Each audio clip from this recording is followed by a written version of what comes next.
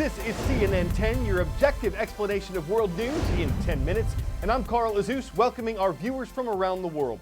Our first subject this January 14th is flu season. The United States is in it right now. It's typically at its worst between December and February, but this one started early. Health officials say it began in late September and that it's been a bad season already. The Centers for Disease Control, a government health agency, estimated that there had been at least 9.7 million cases of flu in America by early January, that 87,000 people had been hospitalized because of it, and that 4,800 people had died from the flu or the complications it can cause. The particular strains of the virus that are spreading this year are more likely to hit children and young adults, and this year's vaccine is not an exact match, according to a recent report, meaning it may not be as effective as flu vaccines in other years. The CDC says overall, the vaccine's about 40 to 60% effective at preventing the flu, but it also says it's the best way to protect yourself from the virus. There are some silver linings to this flu season. Even though flu activity was considered high in 33 states at the beginning of the year, it had dropped a bit. Doctors don't know yet if that means the worst of the flu is behind us. It could still go up again, but they're watching closely to see if it tapers off. Another hopeful sign is that across all age groups, the number of deaths and hospitalizations from the flu is relatively low this time around. That may be because most of those who die from the flu are elderly, and this year's strains are affecting younger people more than them.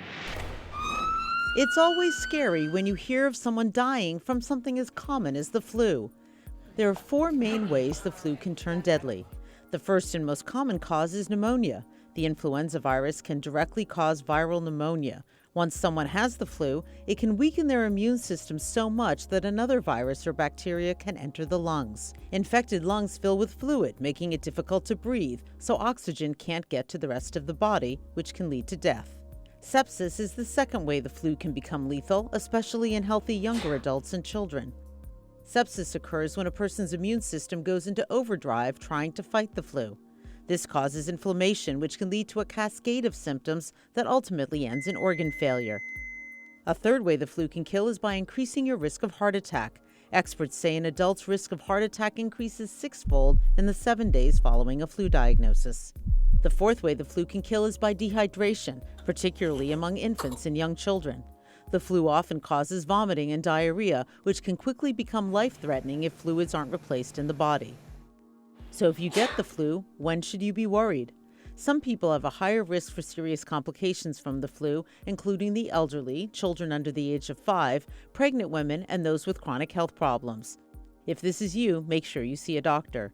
If you're a healthy older child or adult, watch out for sudden dizziness, severe or persistent vomiting, difficulty breathing, pain or pressure in the chest or abdomen, and flu-like symptoms that improve then return with a fever or worse cough. 10-second trivia. Which of these nations is located on the eastern side of the South China Sea? Vietnam, Indonesia, Philippines, or Malaysia? Tough question, but it's the Philippines, whose capital is Manila, that's located east of the South China Sea. A state of emergency has been declared near that capital because of a recent eruption at the Taal Volcano. It's not the most active one in the Philippines, but volcanologists say Taal is very dangerous because it's erupted in the past and because it's located near populated areas. The United Nations estimates that more than 450,000 people live in the volcano's danger zone. The state of emergency means schools are closed so they, along with local convents, can be used as shelters. Government offices are also closed and flights have been canceled because volcanic ash can melt inside jet engines and badly damage them. After more than 40 years of relative peace and quiet, Taal Volcano, one of the smallest in the world, started making a whole lot of noise.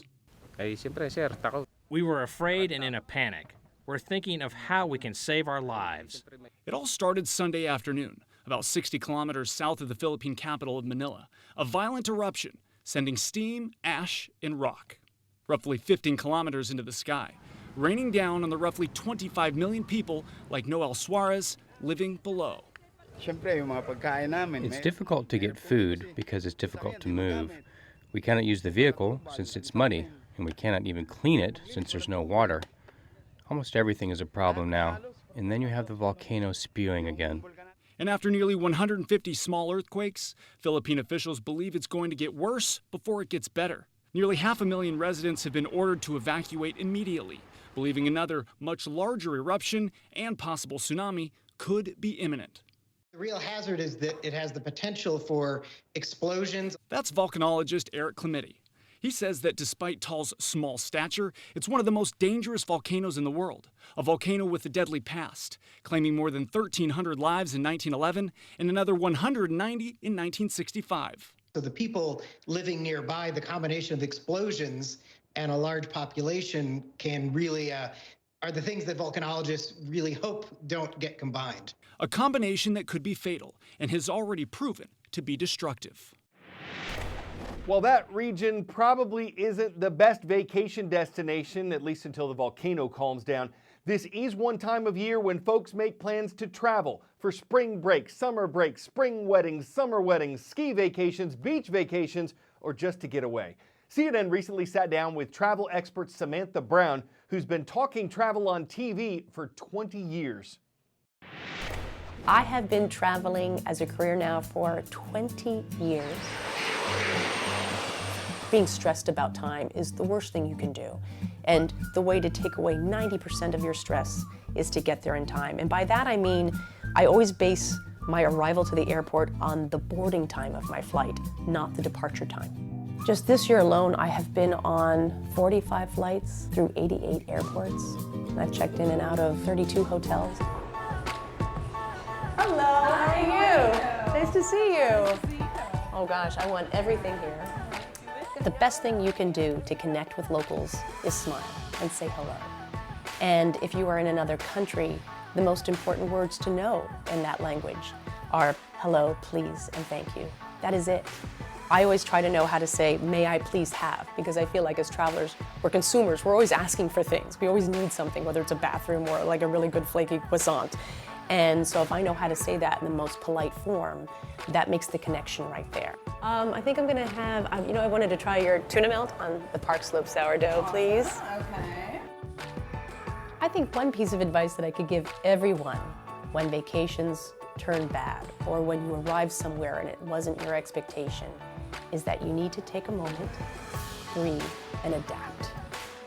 Travel's purpose is never to be perfect. We are creatures of habit. We are now out of our habit. We're out of our daily rituals. Let that sink in and don't judge a situation immediately. But you should never, ever cancel your vacation to go home. You have to stick with it. Absolutely. Just canceling it is the worst thing you can do. Oh, thank you so much. So I love places like this, just these small local cafes. I come here probably every other day when I'm home. And it's actually one of my biggest travel tips that I give people. If you are in a place for more than 2, 3, 4 days, create a ritual. Go to the same cafe every single day. And then if I have any sort of courage, I can just turn to someone and say, hey, where should I have dinner? Right, what should I do next? So it's just kind of starting a conversation, being in a local place, and then relying on locals to take you to that next step.